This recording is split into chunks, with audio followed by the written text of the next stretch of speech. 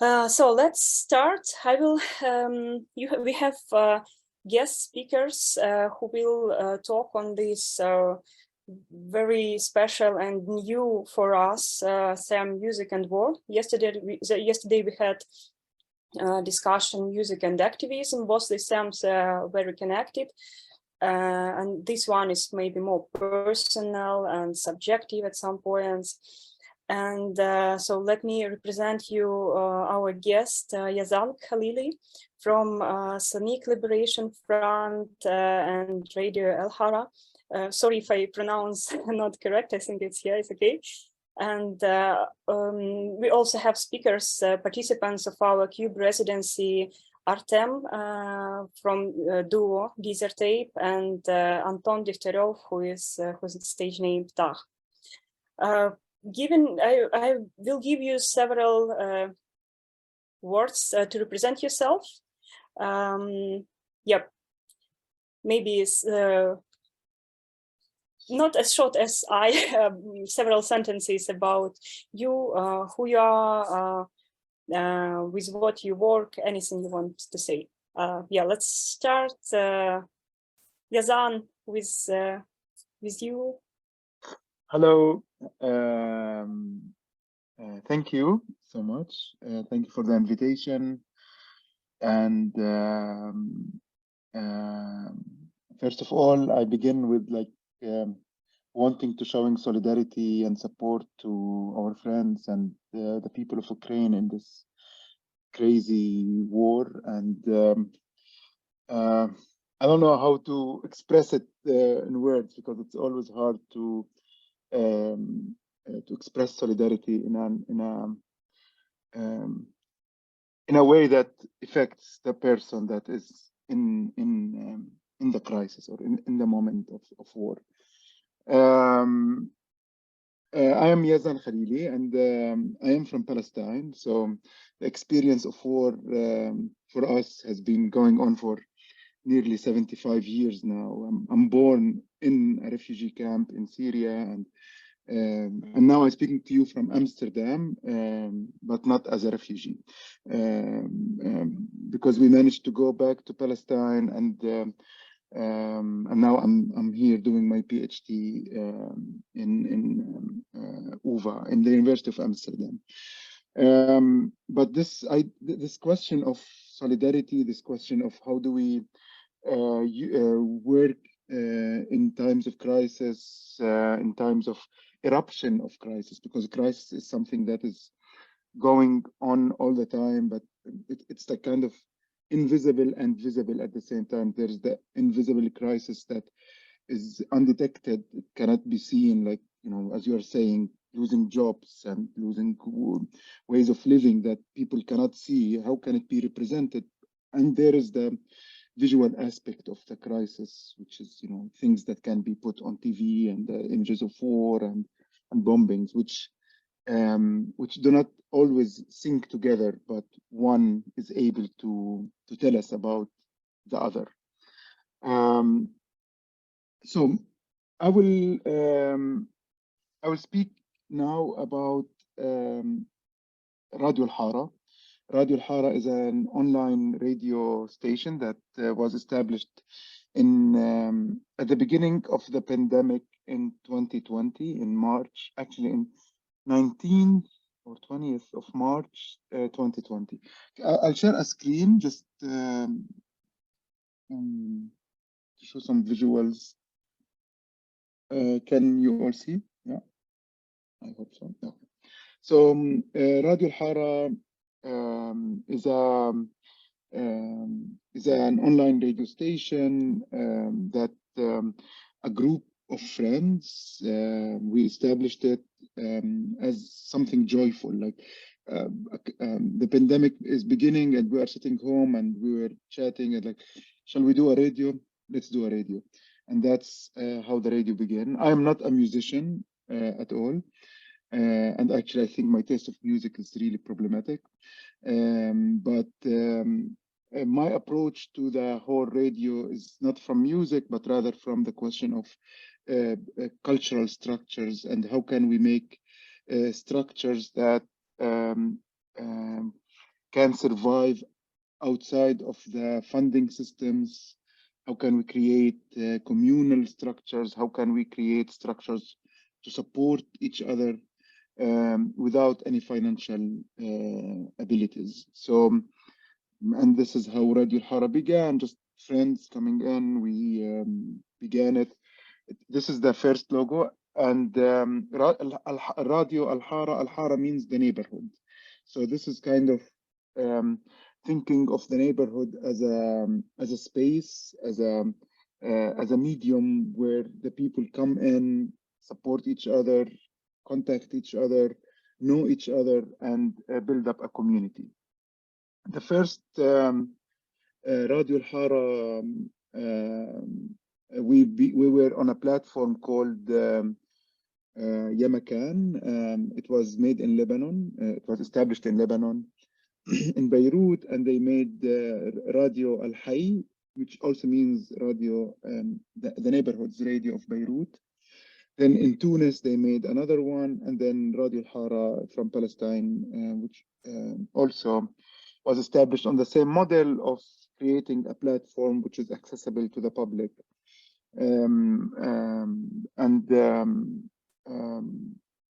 To create what we later called communal media, which is a trial to change the approach of what social media is. So communal media is something in between the classical structures of media, the radio, the centralized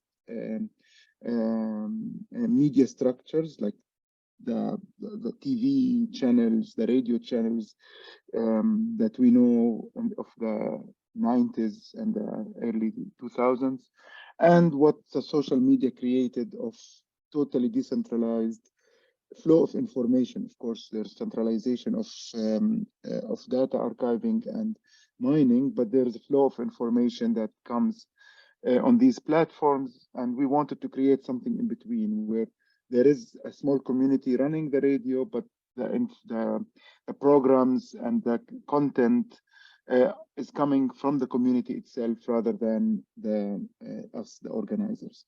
So Radio Alhara is this structure that allows the flow of content at the same time, the flow, the kind of the structures of classical media. Sorry, they're in Arabic because we are, of course, Palestinian radio mainly. So this is the first slogan, which was from the living room to the kitchen and back, because we were sitting all at home, and we wanted to create, like this kind of familiarity with the space. I'm gonna jump over these. This is the first statement we had on the radio, just telling who we are. Which was very much connected to the pandemic, which feels a bit too historical now in some ways. These were the first posts we did. We used, of course, Instagram as a place to post about our programs,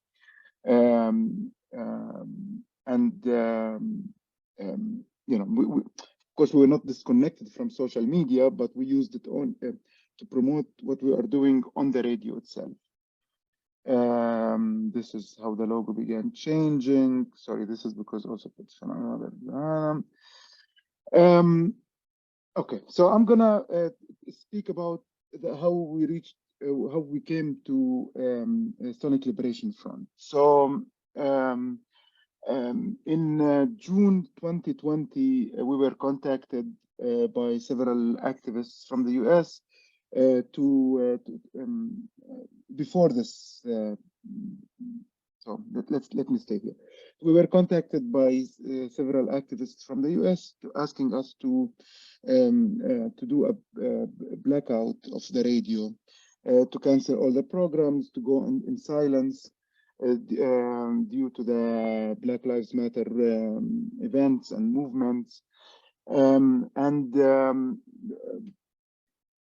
we were asked because we were also seen as a Palestinian radio. So just being Palestinian, we were seen as political, and that we are part of a political movement. At that time, we were not very politicized, although we were aware of our context and aware of where we are broadcasting from and who is our, of course, our community is, but we were not thinking a lot of ourselves as a political radio station. So what we did, instead of going into silence, we decided to do to play different soundtracks from the Black Power movements, from the Black Panthers archive, from the James Baldwin's lectures, in a way to use the radio as a platform of education, of learning, and of using it, to speak about political history of the movement. Soon after that, there was a new Israeli plan to confiscate and to big pieces of land in Area C in the West Bank. So we decided to do at the beginning a 24-hour protest.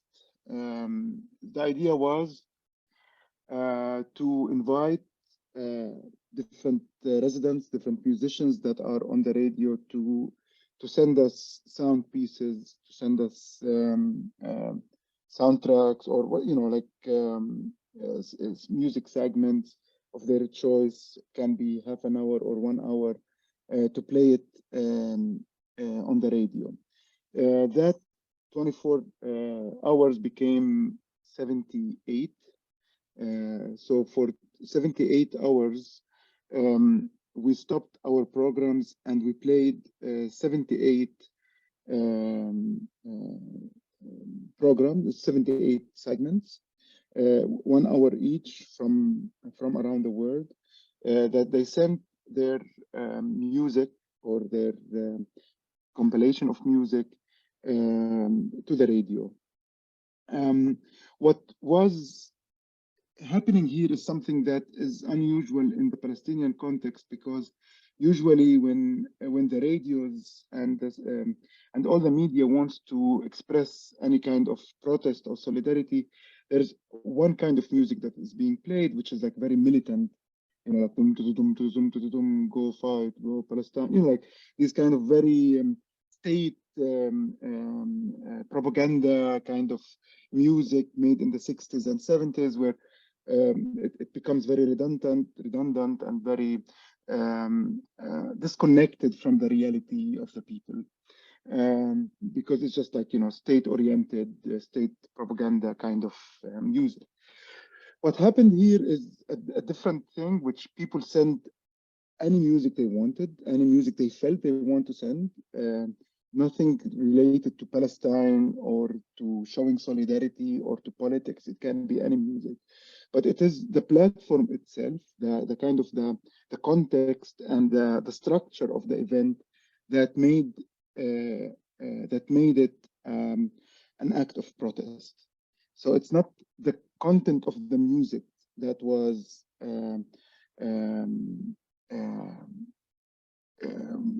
saying politics, but it's the structure of the whole event that made it political.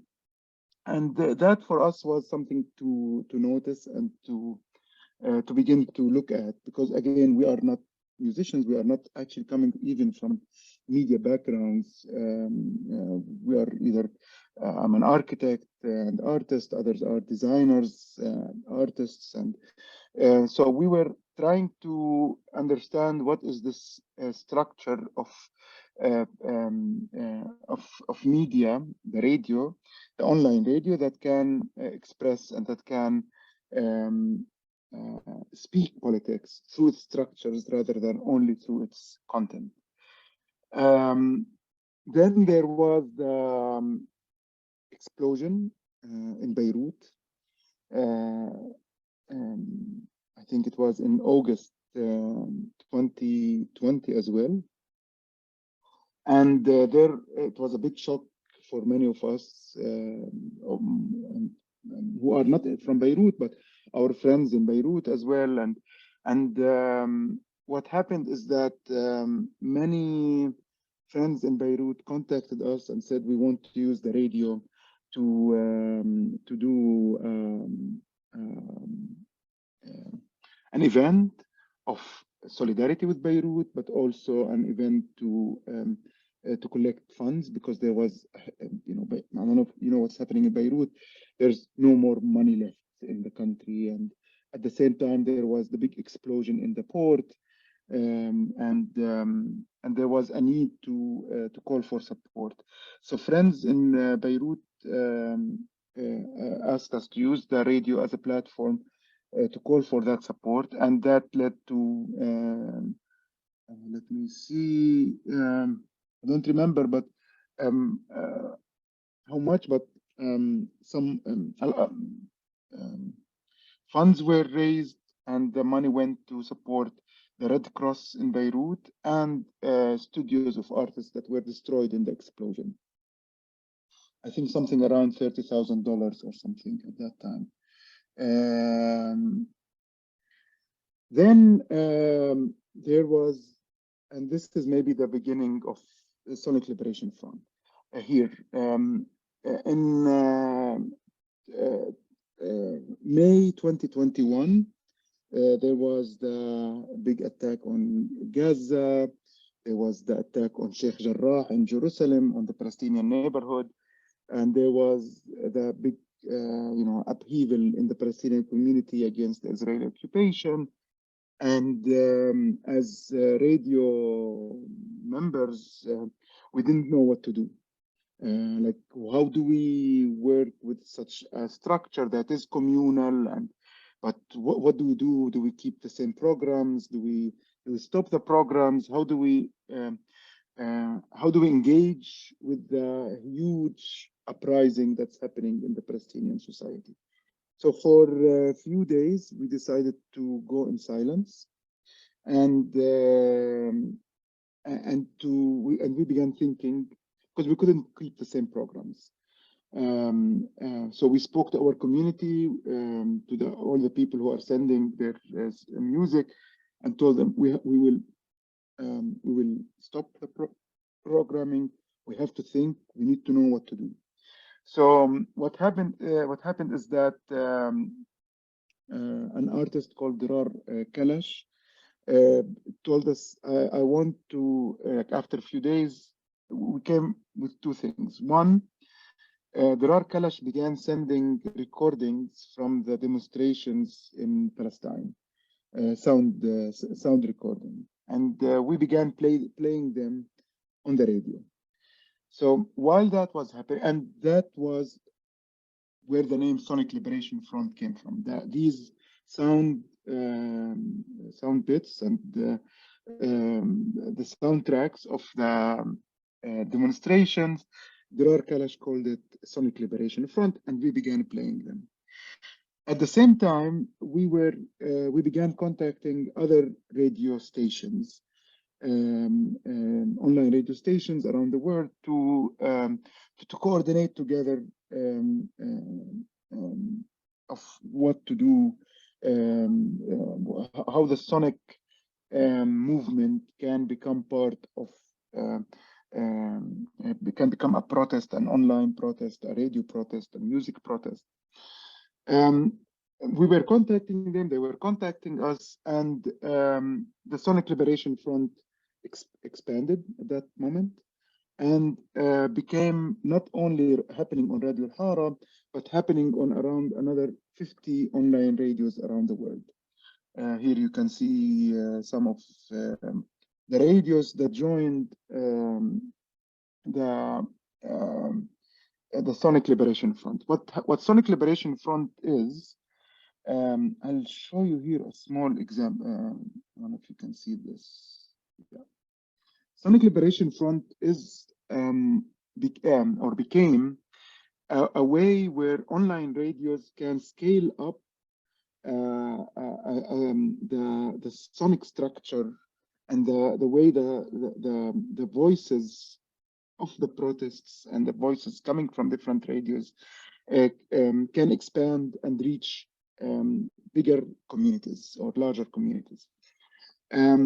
Because remember what happened, what happened at that time, that on the social media, more than 60,000 Palestinian accounts were deleted by Facebook and Instagram. And so communal spaces, so social spaces, are so much controlled by anti-Palestinian kind of ethos in the US, etc. So what the communal medias managed to do was to connect together and to begin to mirror each other. So if let's imagine in the middle, this is Radio Alhara, one member of this radio station here, can you see my cursor if I move it?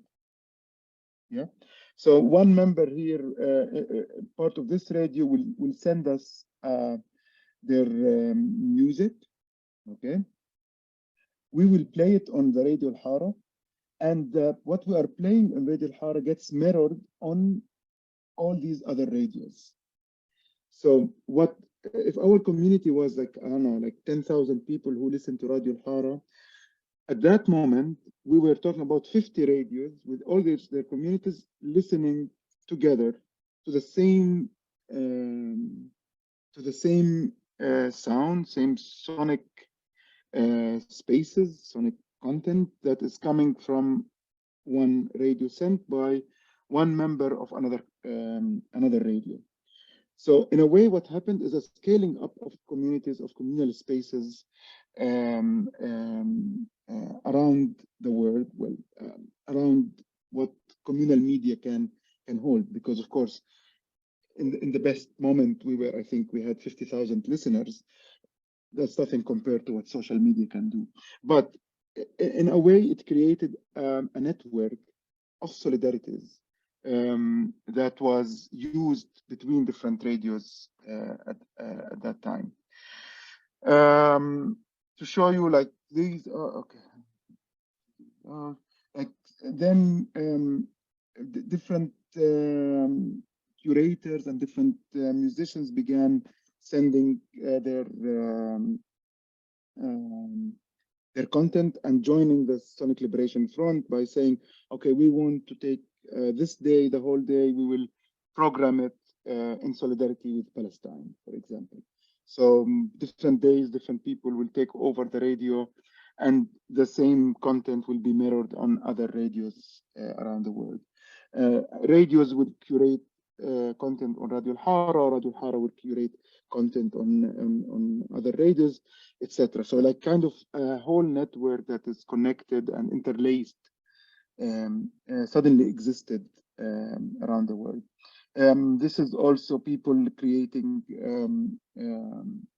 live events and playing it live on Radio Alhara in protest for Palestine. At the end, this is kind of the radios that joined. I think here, I think there were 2 pages of this, but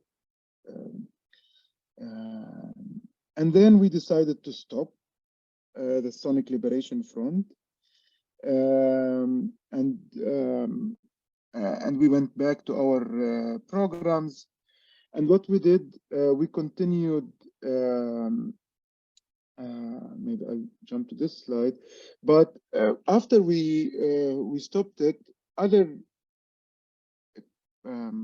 struggles from around the world began also using contacting us to use Radio Alhara as a platform for Sonic Liberation Front. So this is Sonic Liberation Front from Iran during the beginning of the current revolution, and these are sound bits coming from Iran itself, being played on Radio Alhara and mirrored on other radios. We also, at the beginning of the war in Ukraine, tried to do a Sonic Liberation Front in support of the Ukrainian friends, and we played, and some artists sent their music to be played on the radio under the Sonic Liberation Front. Part of it, we did these T-shirts selling, so we did merchandise, but none of the merchandise goes to anything to us, because Radio Alhara runs on zero budget. Zero money comes in, zero money goes out. So all the programming, everything happens voluntary or in support of each other. But whatever comes from the sales of the merchandise goes to support specific organizations. We supported, I think, around 8 till now, between Palestinian and Lebanese. And this was one of the highest. We don't usually get this much. Sometimes it's 5,000, 2,000. Actually, to be honest, it's also related to how much the conflict is heated, which is the, like the contradictions of support as well. So this, so Sonic Liberation Front also became a structure of fundraising through communal merchandise, and the money goes to support different organizations that are working with the community. Maybe I stop here now and I can answer questions. Yeah. Should we have several maybe very short questions now, or we will come back with the questions later? How do you think, Yazan? Maybe if somebody has questions concerning the activities of Sonic Liberation Front, you can raise your hand, and otherwise we will come back to the questions in the after the next speakers. Anna, are there any hands up? No, I don't see everybody. So yes, thanks a lot, Yazan. We will come back with questions. I have also questions prepared, and yeah, for me it was impressive, these moments with the silence as the need to understand what to do and react. And I think it's yeah, interesting, impressive thing, and how the communities should react on what happens, not closing eyes and just continuing the usual activities.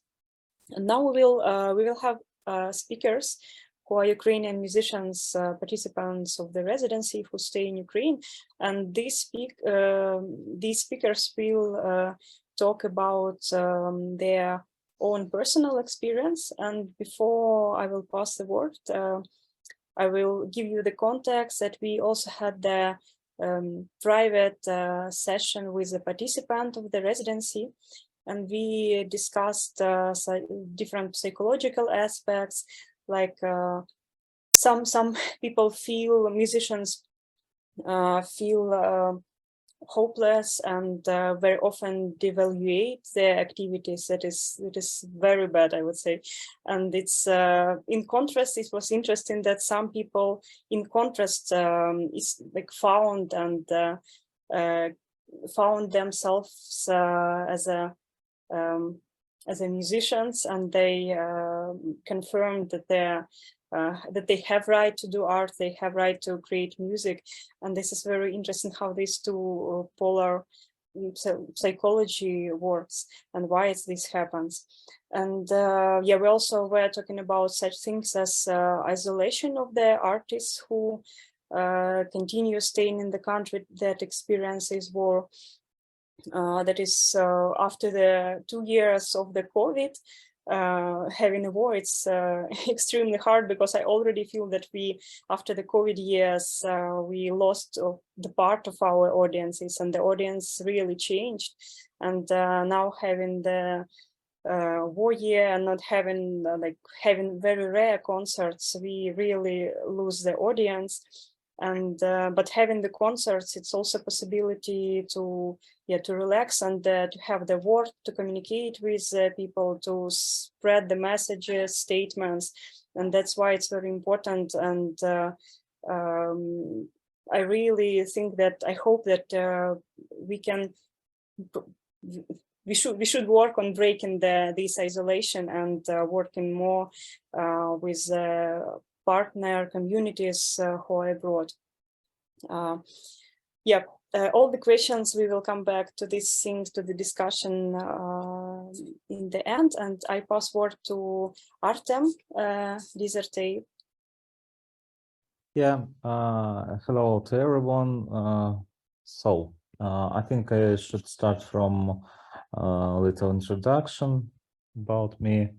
I'm creating music, I don't know, for a long time, but last 13 years, Nika, who also in this meeting, and me creating music as a desert tape duo.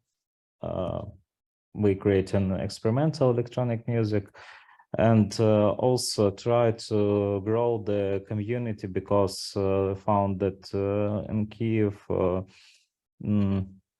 there is not a lot of musician who creates music, or it's like we imagined first, because we found that exactly that the community is bigger than we imagined previously.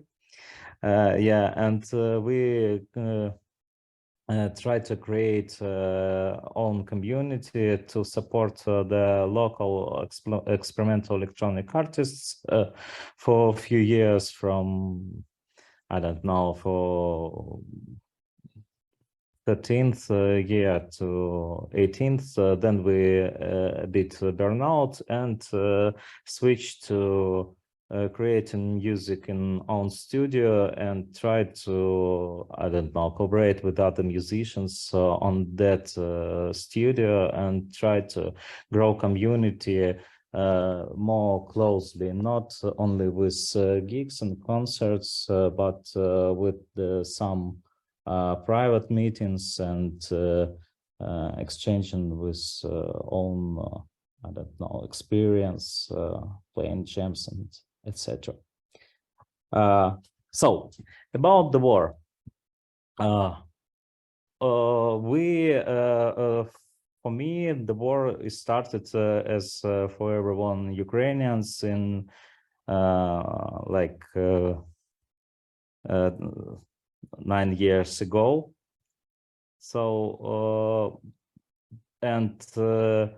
that was really soft start for us, because we not was involved in this madness, but a year ago everyone know that the full scale invasion started, and I should notice that we expected. So my mindset before the full-scale invasion was on that we have this situation. We don't want to leave Ukraine, as our friends from other countries propose to find the, I don't know, for some property for living and give us some. I don't know. They propose to help us with everyone. Just we leave the Ukraine because of scary news. We try to prepare it for the war, and I think that psychologically we was prepared very well, because we're waiting for this scale war. All this time, because we understand that Russia is really really big. I don't know. It's so we understand that we're really in big trouble, and we don't think that everything can be changed softly. So But what we learned from this situation, that you can't be prepared for anything. You can read about the war, you can read about the ways to live, but this is all this, I don't know, these preparedness are nothing, because you don't know what can be changed just in time. So we just we met the war as everyone in 5 a.m. of 24th February, and we understand that we only thing that we can make, it's waiting and doing something by the situations. And this situation is changed every hour, because the news goes really faster. We try to figure out what we can do. Should we flee Kiev or not? We should flee Kiev. Where we can go, or every place is really dangerous, and decide that we should stay and change all our sets, all our places where we try to be safe, just by the news and what we see and hear around, and also what we hear and see from our closer friends who can give you the real news, and not disinformation that was a lot of in that time. So the first days of war was in totally chaotic, and we didn't understand anything, and tried to learn how to do something in this madness, when you don't know anything. That you learn that you know nothing. You learn that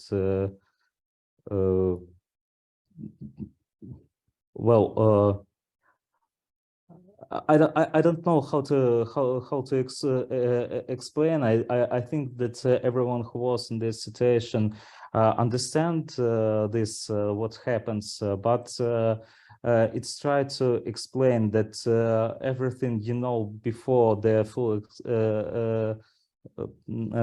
full invasion started, change it and finish it. You can understand what's going on, because everything you know is not working now. So it's about the first chaotic hours or days, I don't know. And in this place, I should notice that, of course, as musicians, we only thing that we continues to do, we listen.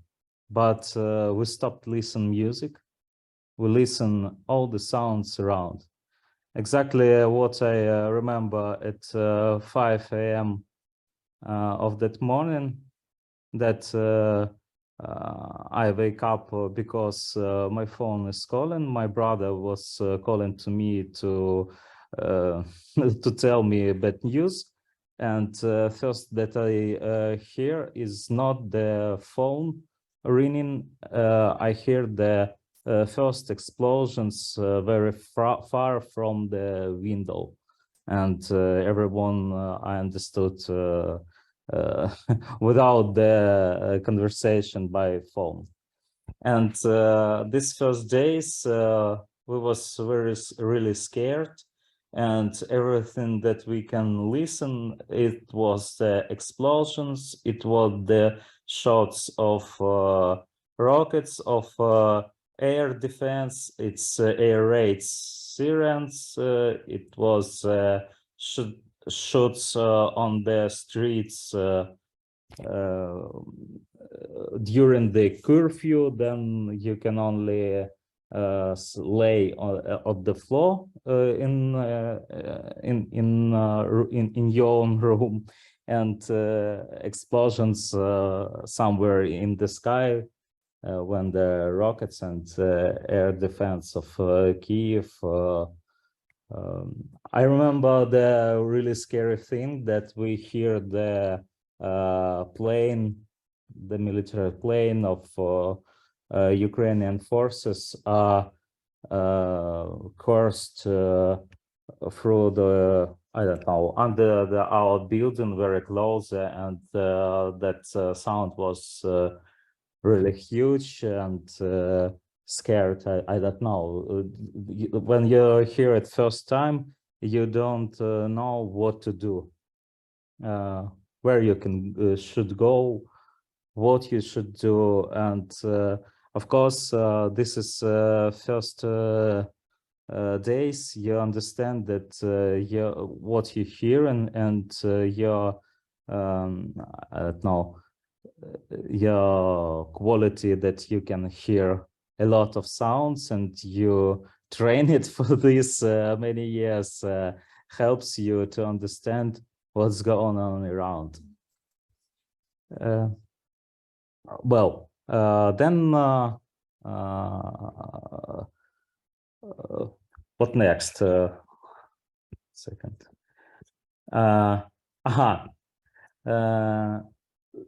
That days I found interesting moment that I tried to found what other people do around, how the people try to calm down about the stress, and many people's writing somewhere in social medias. Then you just relax, turn on the music, your favorite music, listen it, and I found that this proposition is not working. I cannot listen to music. It sounds horrible, and also previously, when I can't listen other music, I try to listen my own music, because my own sounds is interesting for me. It's something that I really get, and this is that sound that calm me down. I'm listening to own music, and own music was really bad. Really, I don't know, very loud and very scared, because of many sounds was similar to explosions, similar to gunshots and other, and I just turn off it and understand that I can't really listen to music this time. Next few weeks, I try many times to turn on some music, and this experience was really bad. And well, the time, the way when I come back to listen music was really long way. So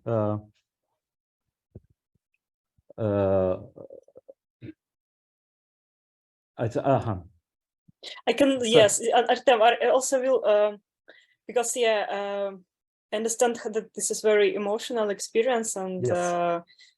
This is, and I remember the first times I was talking about the war, and it's really hard. I would just, because I will add some more questions for you to direct you. So it's very, because we also talked with you privately, and I'm very interested in your psychological process. You said you explained about how this change, this transformation of perceiving the sound, how it was the start of writing music. Like, was it easy or it was complicated? Did you have the struggles of devaluation your art, of feeling nonsense? And you also told about change of the your system, how you work with the sound, that you told that you felt something different, yes, the perceptions. Okay. About these things, it's very interesting to talk. Okay, I'm just try to make the some logic, but understand that we have a lot of time. Okay, so I'm just want to say that each time we change many things, we change the places where we live. We try to flee Kiev, then come back in after the months, and everything. Every this time we also should to work because we should do money and should donate for the I don't know, for the army, for the volunteers, for the friends who go to army, and other. So in this all madness and this all chaotic things, first I can't listen to music, and I think that some period, months or two, I didn't listen anything, and this time something changed in my mind. When I find everything is becomes more softly, the situation is becomes more clear at the war. I found that I can do some my work and listen something.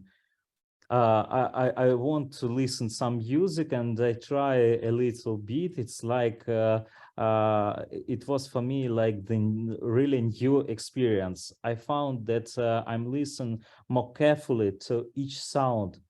Like I carefully listen the ambience around it, and listen very far explosions, very far sounds. Every sound was similar to air raid sirens. So these sounds I start found in each song, in each musical piece that I'm listening to.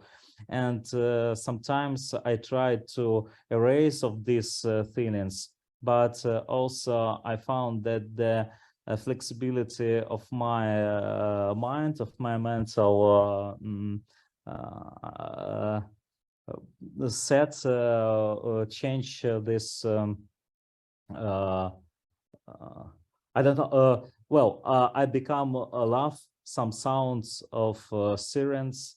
I become some love some sounds of explosion. I don't know how to explain it, but this is flexibility of well, of my brain, of my mind to make it to find something interesting in this. And it's also protection, you know, psychological protection. Yes, because I understand. completely agree that I also love this very weird polyphonic and cacophonic sirens, and this is yeah, and also it's a big experience. Then you can listen on the really huge spaces, some really loud sounds from far away.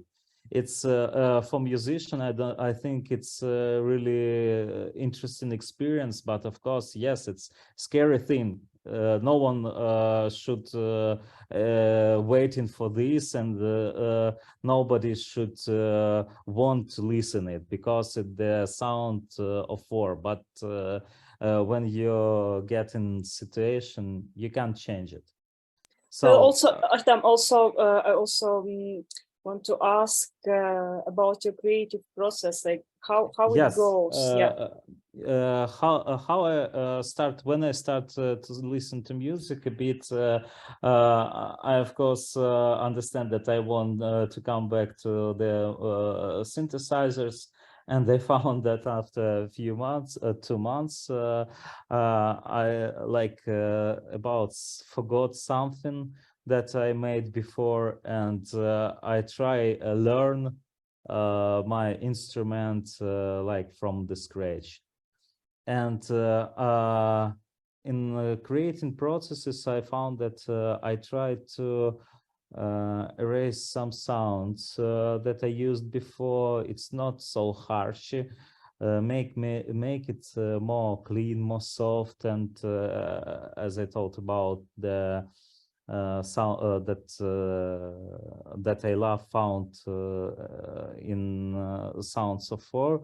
I tried to erase some things and gain some other things that I found interesting or love.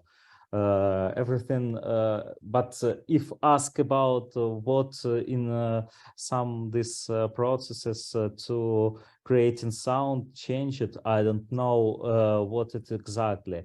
I can say that music becomes more softly, and I try to listen it more detail, like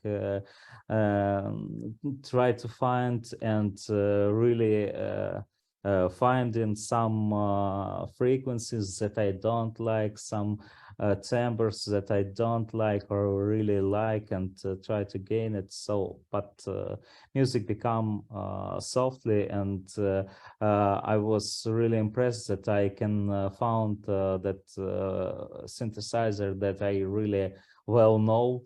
For me, it looks like the new instruments, and it's new interest to create new and better music that I am doing before. But in other hand, that we have a problem with curfew, with blackouts because of this is makes correctives in schedules, in plans. When I go to the studio and try to create something, I should get in the little window of work in electricity, and also I can't stay really a long time at the studio because I should come back to home, and I should do it before the 23 p.m. And so when you understand that you have only 2 or 3 hours to create, and you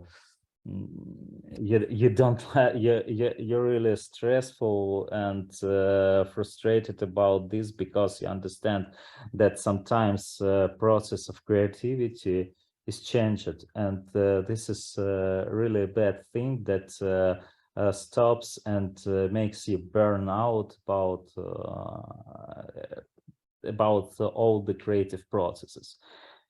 But of course, I understand that it's not only on the music things, because I'm burnout of my main job. You know that in Ukraine, many musicians, the main part of musicians should do some job to addition to the music to make money and exactly main music. So I don't know. I want to notice, let's say, if I have some time, I have noticed that's some interesting things about. I'm listening. I heard about the other musicians, what they do, and can you name? Yeah, we don't have unfortunately much time. Yes. I think we will stay a little bit longer with questions afterwards, but still we need to give Anton time. Yeah, of course. Yeah, if you can name like with theses briefly, tell about these things. Yeah, let's finish.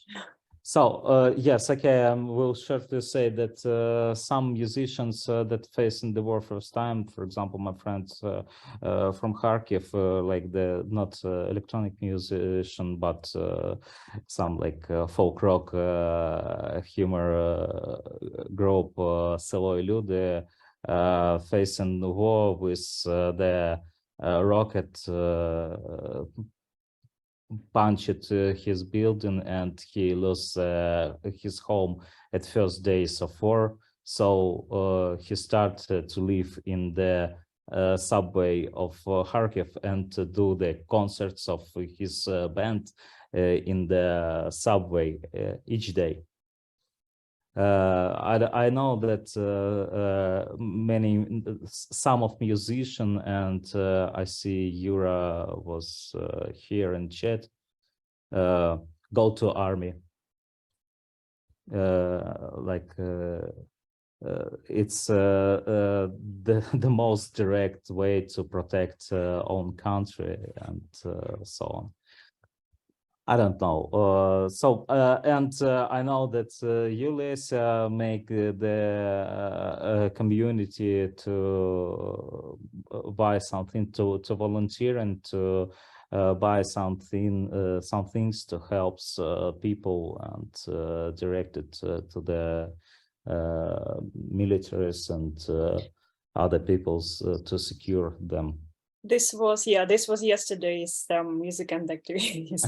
Yes. Many of us yes, and about many activities and so on. So I think that these many things people start to do to help themselves not feeling useless, and this is main thing that start to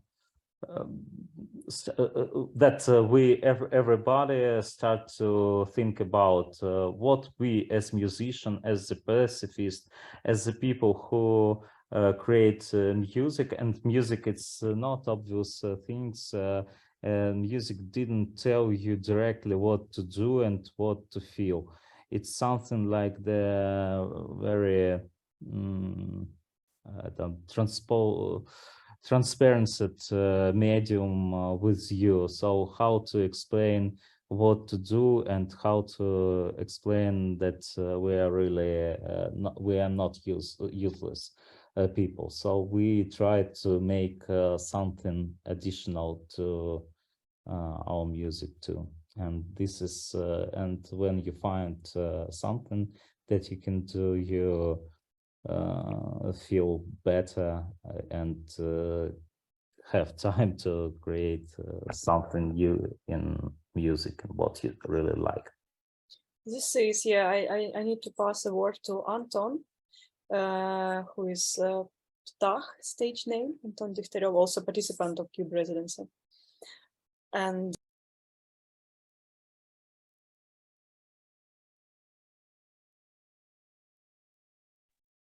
you're muted.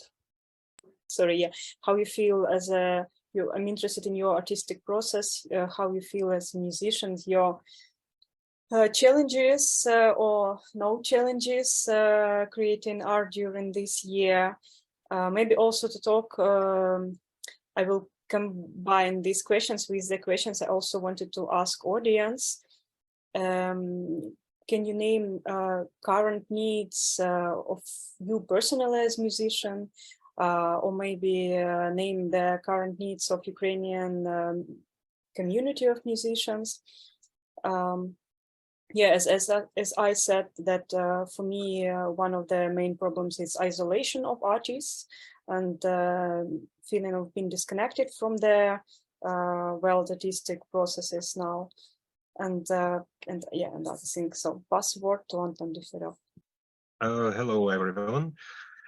Thank you, Lesia. Thank you, Artem. Thank you, Yazan. Thank you, KYUB residency, for having me here. I think first what comes into my mind is after you're talking about needs, which musicians need, I'll speak for myself. Few of my needs were fulfilled by KYUB residency because I was really lacking professional communication. It happened so. It was not my decision to be isolated, but it happened so that I feel myself isolated right now, isolated from musical world, from musical communication. So this residency is really precious for me and inspiring. The next thing I'd like to say is perhaps psychological help, which all of us need right now, I think.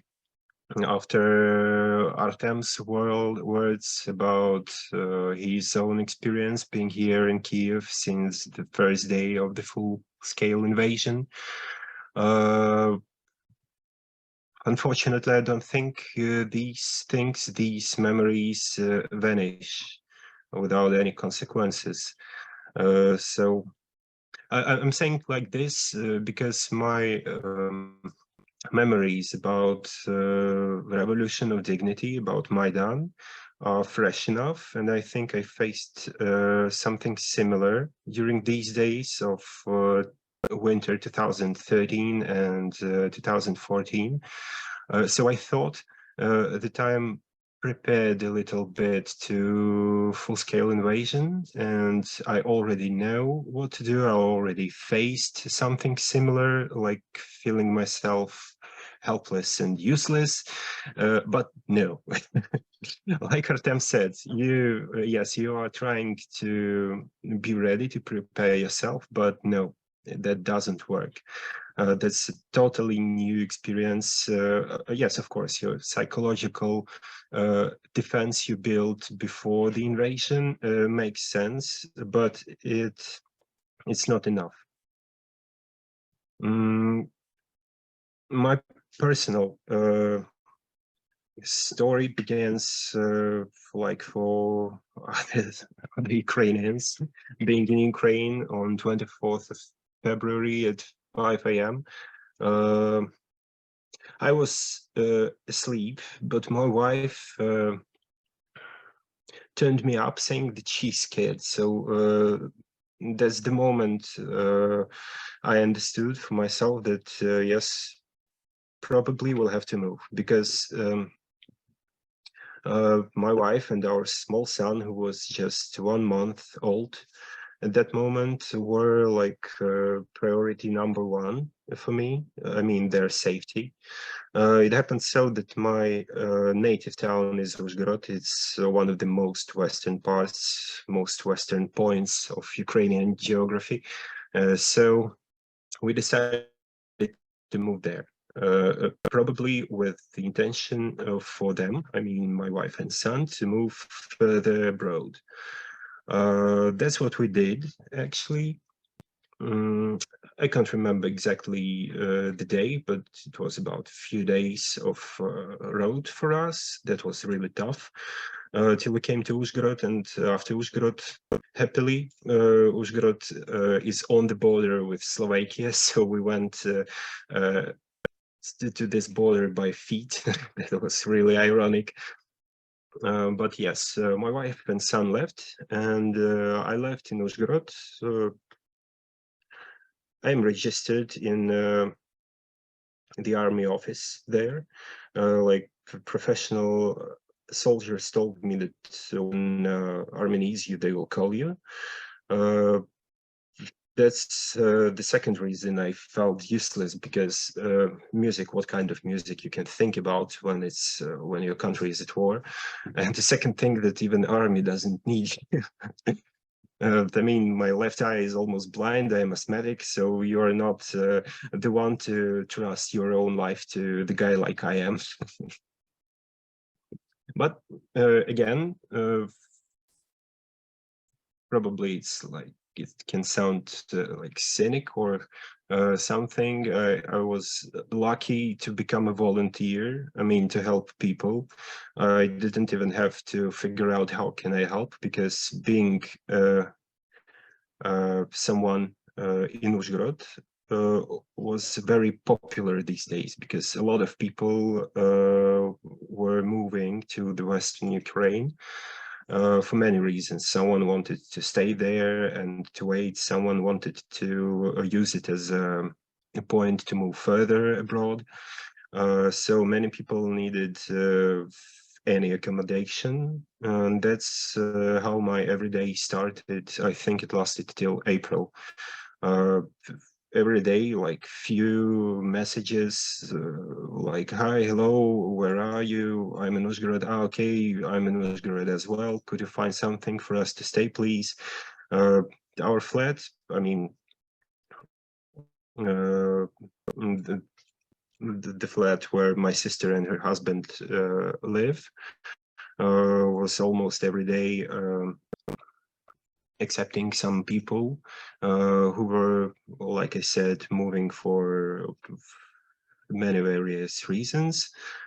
That's I think that helped me a bit not to concentrate on all the evil which Russians brought here, and to feel at least a bit useful in this situation, and not to think about doing music actually, because I'm not the one who can use music as a relief, and it didn't work for me during Maidan. It didn't work for me after the full-scale invasion. Unfortunately, probably, I don't know, but that's how things are. Perhaps, maybe, that's because I always treated doing music as a professional. That's the thing I do during 8 years as a full-time job. I mean, composing music production for many purposes, and for my solo project, and for Ptakh duo, which I'm a member of. So I didn't have, and I still don't have, another job. Like Artem mentioned, and like I know many Ukrainian musicians have. That was sort of my own challenge I took after Maidan, to try to survive being just a musician and not to do anything else. So after full-scale invasion, that confidence goes to waste, because I can't compose music. My own music irritates me. I was trying to do something like, hey man, you're doing this every day. You're doing this during, I don't know, about 8 or 9 years already in a row. There's nothing super complicated for you. I opened my DAW because my laptop was the only thing I had with myself. And nothing, absolutely nothing. I was trying to listen to music of someone else, probably some new music, no. Maybe some old Radiohead, no. Nothing, absolutely nothing. Since April, when Uzhgorod was not so crowded and there were not so many people needed accommodation, I had some spare time to use, so I decided to use music production, just as to work out. I don't know, an hour or hour and a half, no matter how good it is, just do something and that's all.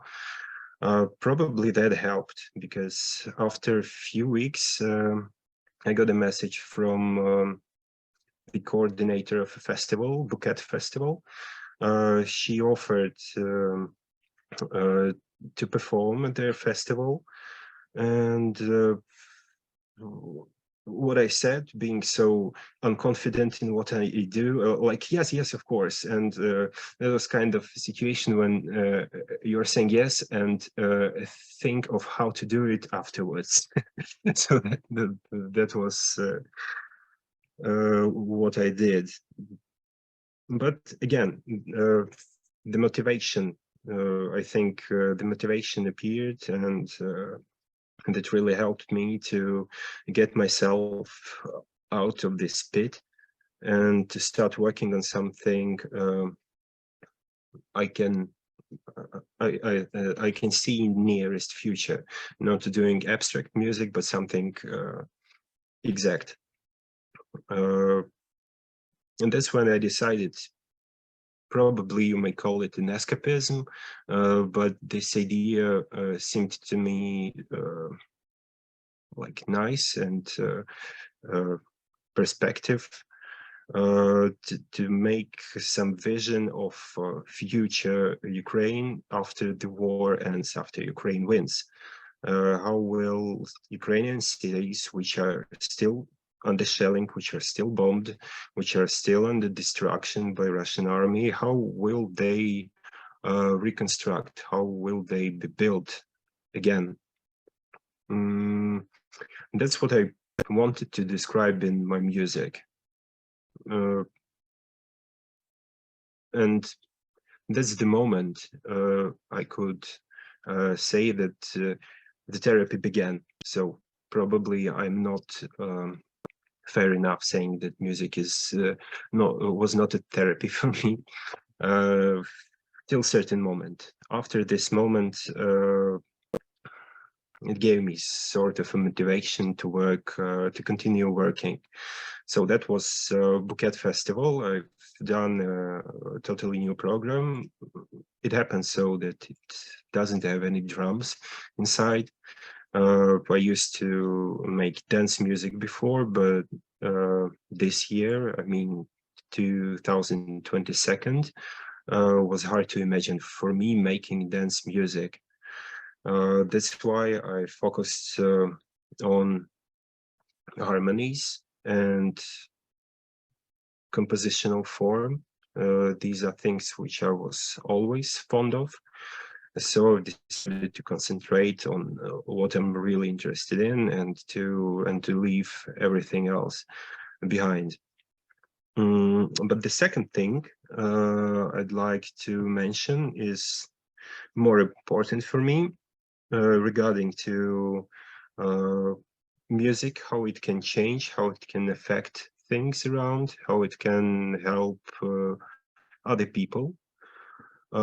Is the moment when I agreed to give a concert in Squat, this the small bar in the center of Kiev, to play this program I've done for Bouquet, to play it live and to try to gather some money on for Ukrainian army, for a certain brigade.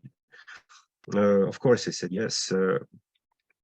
Without any hesitations, and on the next day, I mean, I treated it like okay, just get up and do what you can and do it as best as you can, call yourself a taxi and go home.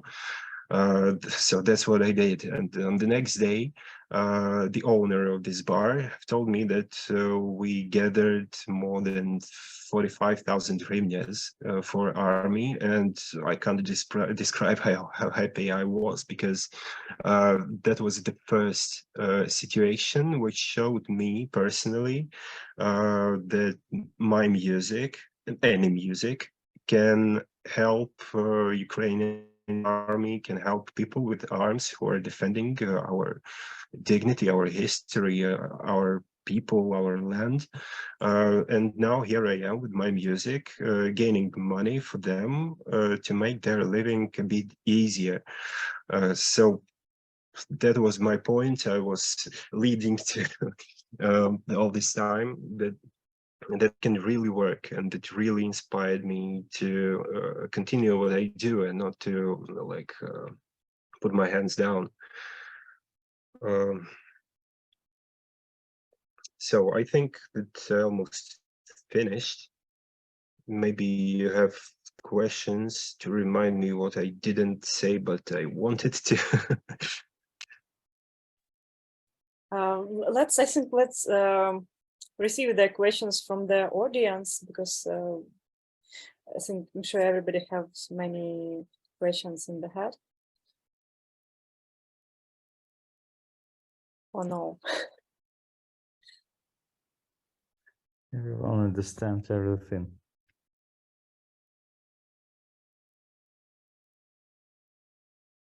Any questions to Artem Bloody or C is to asking Anton? questions, but I'm not sure to whom exactly.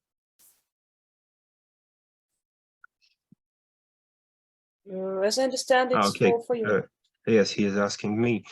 Right now, I'm doing library music production to survive. I think it lasts for 2 months, and I can't say I really enjoy it, but it helps me to stay in music anyway. I also plan to perform, to change a little bit this program I was talking about. By the way, it's called Vidbudova in Ukrainian. It's reconstruction in English.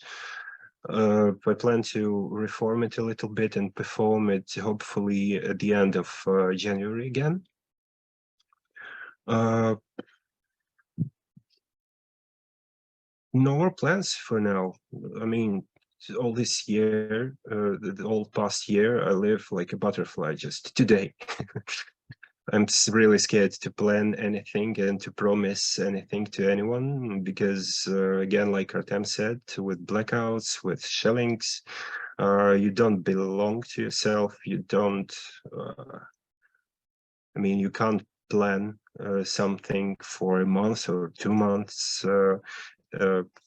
further ahead. Or a week. Or even a week, even tomorrow, we don't know what expects us because we were so lucky with neighbor who has really wide fantasy of what we should do. Yes, the only thing I wanted to add is Russia is a terrorist state and the Russians are the ones who support it.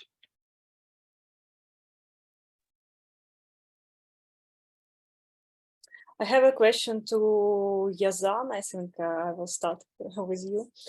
I would love to ask, based on your probably personal experience and as well your activistic experience, what do you think can be helpful to artists, to musicians dealing with this hard psychological instability and trying to understand what to do with this feeling helpless? Can you, maybe you have some, wise advice from the wise man and having this experience, how to deal with this, what can be helpful? Maybe it's something like your personal experience you have in crisis times, not only during the war, but in...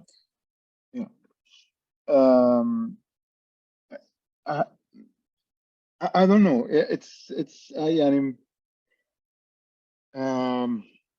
These are heavy experiences that I think they go beyond our human ability to understand war, like to understand what's our role in it. And I think for, if I may say, us, the artists and the people who have decided really to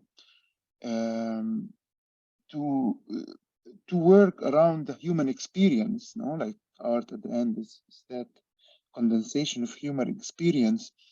War really takes us off center and gives us this feeling that what we do is meaningless.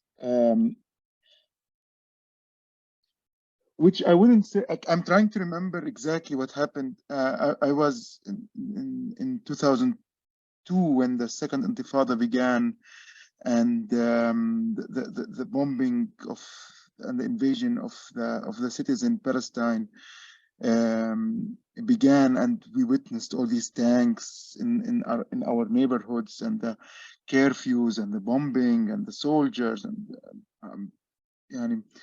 it's like 23 years ago, and we were just like 21-year-old student. I was part of a art movement then, and we totally felt useless. I mean, like, you feel everything you do is meaningless, because the sacrifice that others do is heavy compared to at the end what one is doing at that moment. But at the same time,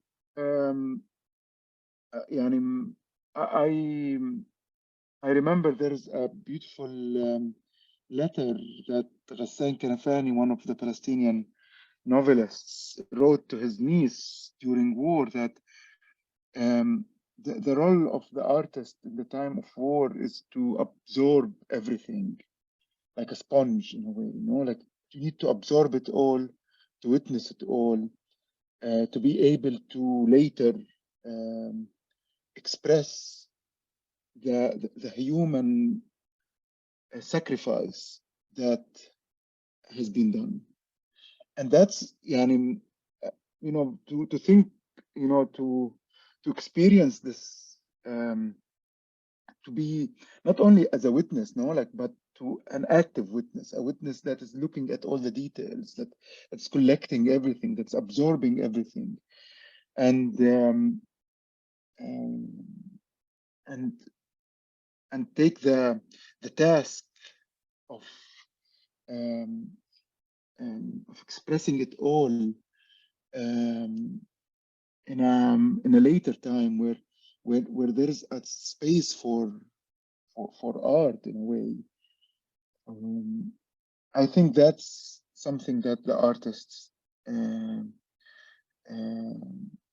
should be at least gives them a feel of it's not a question of usefulness, but of hopefulness in a way.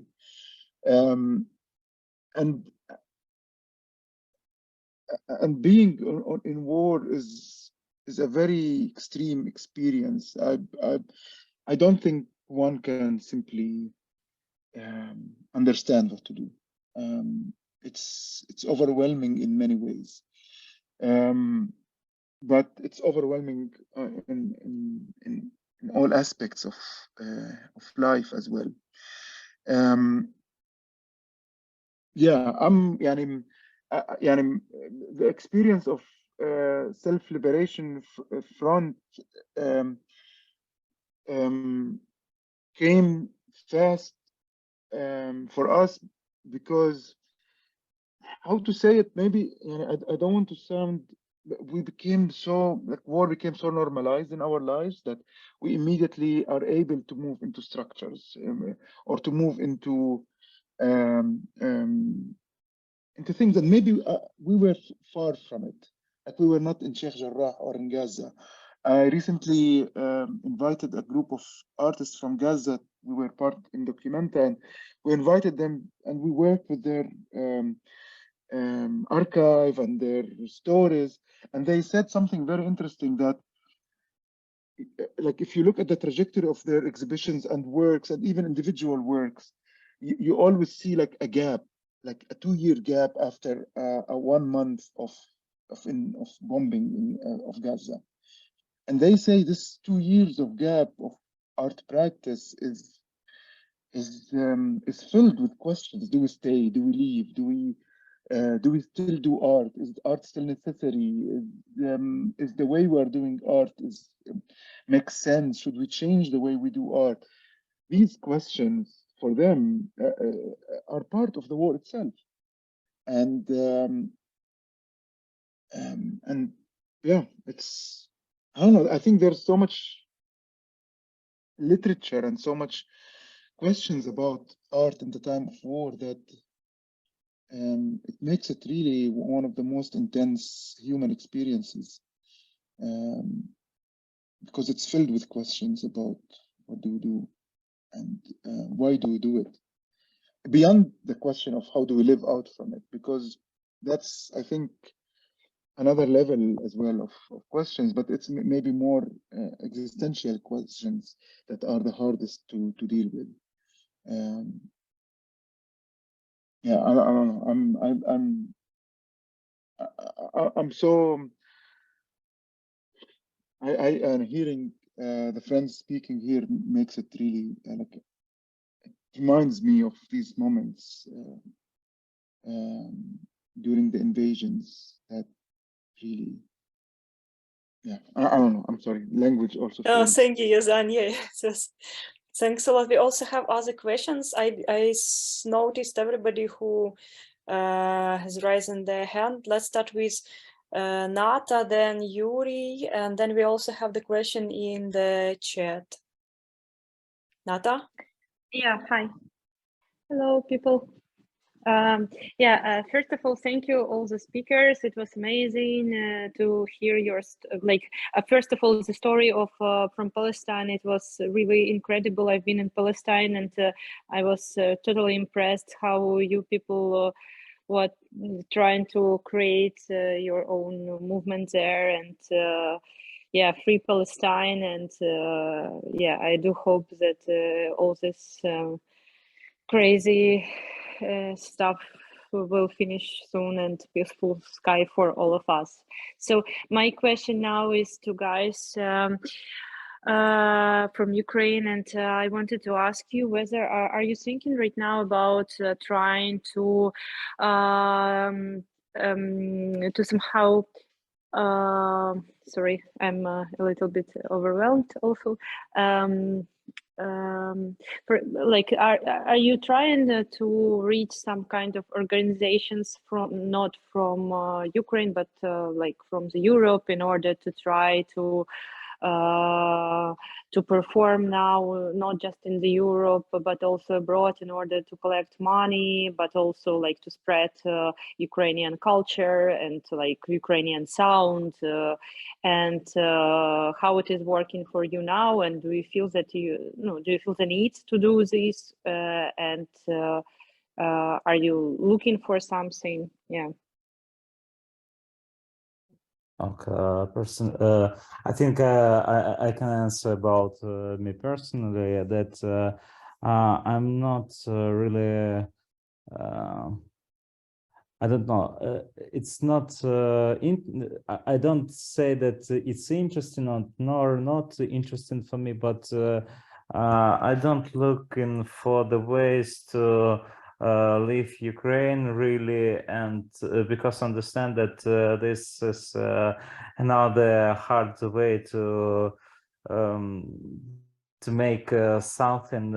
It's so you should feel good to make something with traveling, with making concerts, and this is additional stress. And also I don't want to really make some concerts maybe outside Ukraine, because every time I focused on the local communities and try to grow up and help to everyone here to make something, to create music, and this is like my way of this. I didn't ask, but I have friends who, well, if I change my mind and decide to make some live event outside the Ukraine, I think I can ask my friends from music community from other countries, and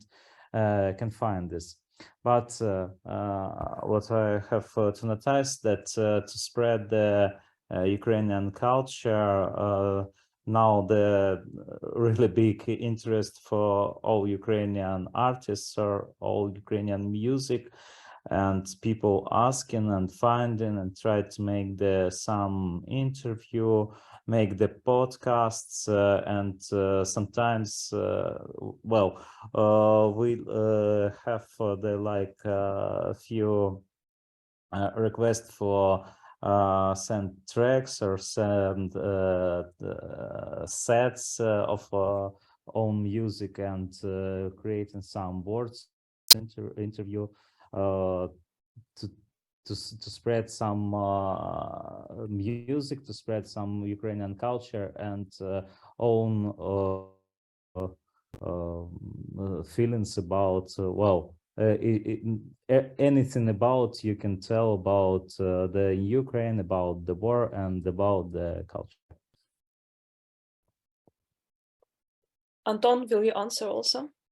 Yes, my thoughts are similar to what Artem had told, because I really don't want to leave Ukraine. I mean, in some long perspective. I didn't look for any ways to perform abroad. even for gathering money, because currently I don't feel myself like being super artistic person. This kind of program I've done during last year, I've told about previously, is more about me sitting on a chair. So I'm not sure this kind of music can entertain people abroad and to gather huge attention to. But however, what I've noticed, this music can really work in Ukraine. So I'd happily perform it here and gather money for Ukrainian army here. Well, I can't say it works super much, but I hope perhaps in nearest future I can use it the same way like I described before. Yeah, thank you so much. Thank you for your question. Yeah, thank you. And also really impressive idea of your music. I mean, Ptakh, that like to think about the bright future and to bring this to people. It's amazing. Thank you. Thank you. Yeah, the next questions. Yuri had questions. Yeah. Hi. Well,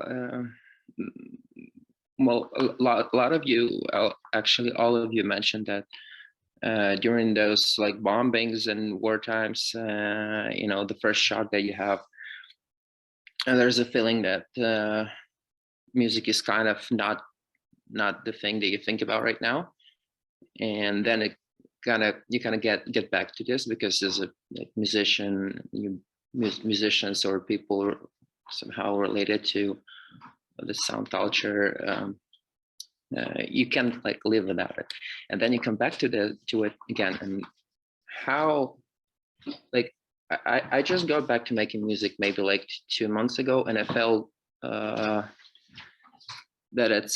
it's going very different right now, and like much better. Well, and each of you like felt also like now something has changed and the music has changed. Do you feel that your music is somehow got better and inspired by some ultimate cause that, you know, have like you can appreciate this ability that you can still do it and like to inspire people with this? Like, and also for you, Yazan, is like, because you mentioned that people felt like this week felt like 2 years. What do you say about when you come back after those time to what you did? Do you come back with maybe more motivation and inspiration, maybe a very different kind of inspiration, but still like much more powerful? That's the end of the question. Thank you. You know, this is about this polarity that we observed during the residency. And one of the participants told us that, and this is, I would say, like statistics says this is much more rare, that a person starts really appreciate and value probably in the context that the person starts valuing life and each day of life, and the person starts appreciate the music. But with many of us happened that like feeling like we are, you know, maybe because feeling too much responsible, that we should be very responsible, we start to feel that music makes no sense. And this is like, for example, happened with me and with many of the, I think with the greater part of the participants, because we discussed this. And this is like, so this is very, polarical thing. I don't know why this happens. And I pass the words to guys if they want to answer.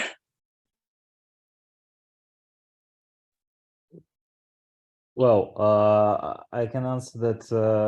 Well, I can tell about me personally that I feel that, well, yes, the music becomes better. I appreciate that I didn't lose the feelings of music because it's really huge things that I put inside this, the time of making music. But I think that this is something that you can get rid of from your mind, because it's something much more deep inside you. Your feeling of sound and your feeling of harmony. I don't know.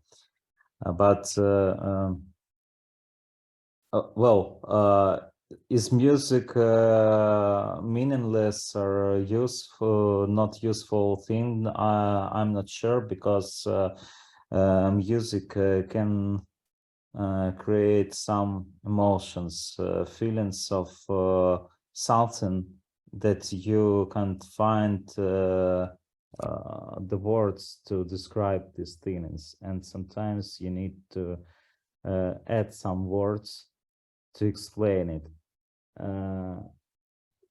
The musicians can create some feelings of this war to make attention to the situation, to make attention to the Ukrainians, and this attention is maybe not enough, but this is a very powerful thing.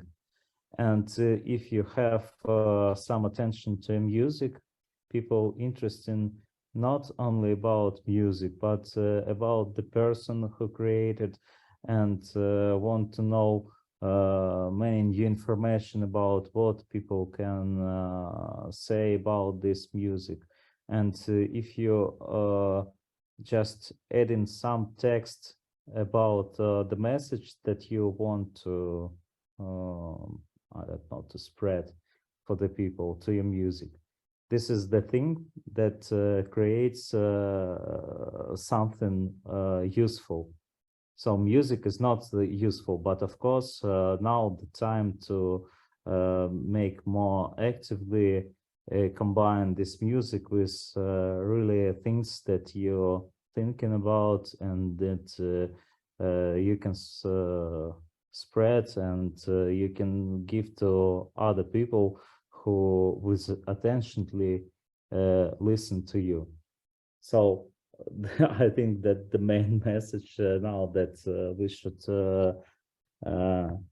ban Russians, because Russia is a terrorist state, and they want to spread the fake culture to the other countries, to the other people, to the other peoples, and I don't know, the capture attention of many peoples, like they captures the territories. So, and now the Ukrainians defense in some Ukrainians defense in the country, and the other countries of this I don't know, of this war by itself, someone with guns, and someone with I don't know, musical instruments.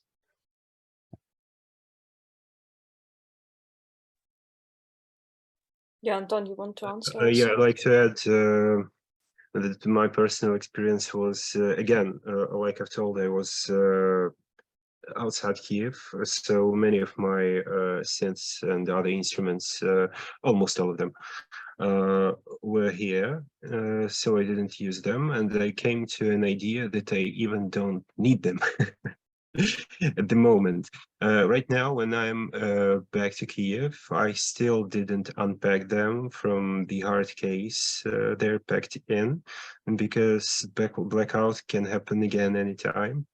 That's why a laptop and MIDI keyboard is a solution for me, and that really makes a less stress factor while working for me personally. Perhaps it's sort of a Buddhist restriction I have in my mind right now, just to being ascetic, I didn't know, and just to use less instruments and less effects, but these have to be the ones you know well. And yes, Yuri, answering your question, I feel that my music became better. I became more attentive to my mixes, to the quality of sounds I choose, I'm doing. I can't say I'm really happy with the result, but it sounds much better than everything I did before.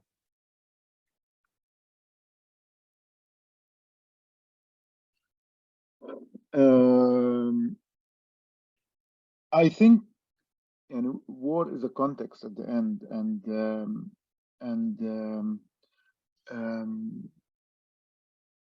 our, you know, like just speaking, like the Sonic Liberation Front at the end created a political space, even if the music itself was not speaking directly about the situation, but the fact that it is coming together, it is there to create a political statement by being together.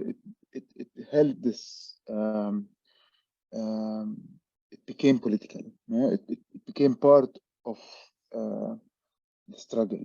So, and this is, you know, like from what Anton was saying as well, like playing in a bar in the support of the army or support of a brigade.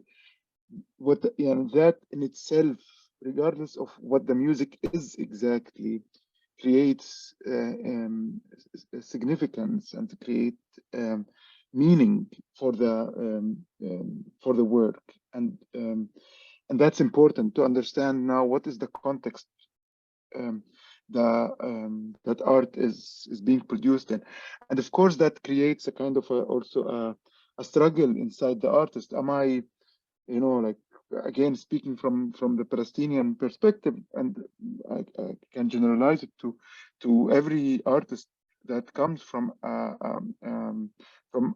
place in war. Like, is it my work that is significant in itself, or is it because it's part of this context that it becomes significant? And this kind of trial to understand or to separate or to find the specifications of each part of it is tiring, and one has to begin to understand the relation between the artistic production that is very based on the individual's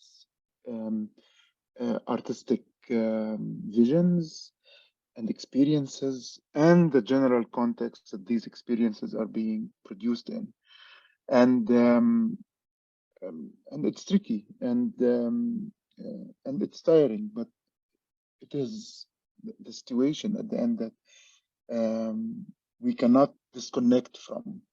Whatever we do, we cannot not become. I cannot not become Palestinian, even if my work tries to, you know, liberate itself from its nationalistic identities.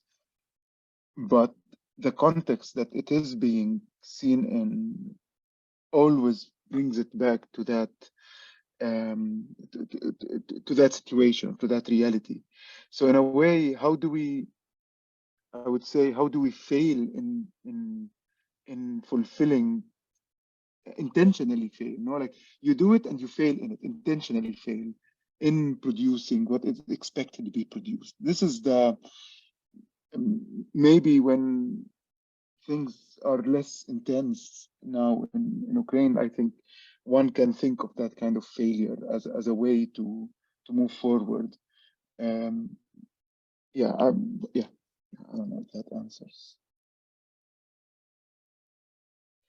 Thank you.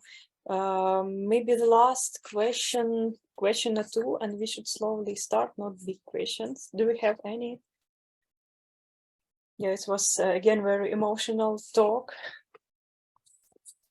I just want to add, if nobody have questions, notice one thing, that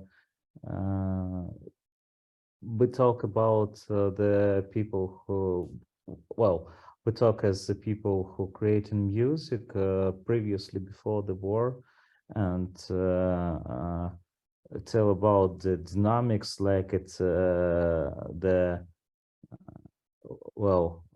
feelings about music changed through this time from war started, and it goes on.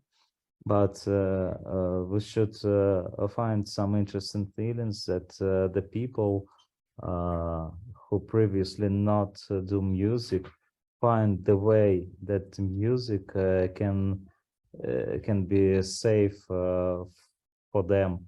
I don't know, the people who it's like some kind of therapy for the people that they understood that they can't do something that they do previously, and try to find another way how to I don't know, how to reflect, how to sublime some feelings, some things, some mindset to some artistic form. And these people looking now for the new ways, and one of these ways is music. This summer with Nick, we go to the music shop to find the well, some stuff, and looking for the drums. And Nick asked the guys from the shop, where is it really bad now things that I can't find the drums for jazz and only for rocks, or you didn't so is it really a logistic problem because we can't find some instruments, and maybe it's not imported to the country? And guys from the shop answer that no, now time is best of selling in the instruments, because many people start to do music, start trying to more music, and try to express in something that inside. So we should understand that everything changes, and if we stop doing music or feeling bad, it's not the really bad thing for the music in Ukraine. We should waiting for the new music and come, and we should be ready to help to grow on this community, and maybe come back, even if now we feeling not feeling a bit useful. I mean that everything will change to the new thing, that music creates something new, some new feelings, and this is not the bad things, I think. Thank you. So yeah, no more hands up. Thank you all for participating. And yeah, you know, it's like their first try is working with the hard theme, and I understand completely that it's can be hard to express everything what we deal with now, and to make it verbal, because many things they're just, we meted them for the first time, and it's very hard to work and express what we feel now. That's why I'm even more thankful for you to try this talk and to talk about war. And each time I become sure that for most people, it's who even don't experience war, it's very hard to talk about the war, but we need to do this.